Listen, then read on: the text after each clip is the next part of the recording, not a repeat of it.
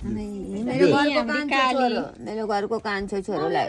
लामो आयो दुर्गा माताले कल्याण गरौँ ल मेरा छोरालाई पनि लु दुर्गा माताले लामो आयु दिनु राम्रो होस् मेरो कान्छो छोरोलाई है सुखी रहनु शान्ति रहनु ल पैसा त टोकेर चिथरी हाल्छ के गर्छ अरे पैसा दियो भने के गर्छ अरे बुवा मासिहाल्छ नि मासु ल्याएर खाइहाल्छ बसिहाले कुखुराका खुट्टा खान्छ ल्याएर मैले भनेको मान्नु है खोइ म पनि लगाइदिउँ न यो त मेरो सन्तान पो होला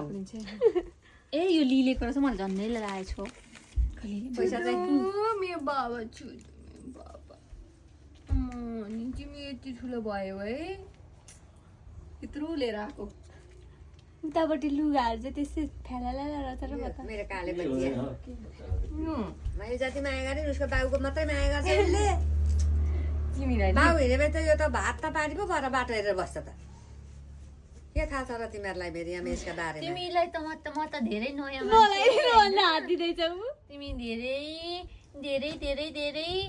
खुसी हुनु अनि सताइरहनु मम्मीलाई चाहिँ जहिले जहिले हाम्रो याद दिलाइरहनु है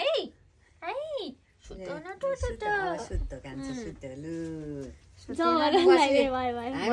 तिहारमा पनि त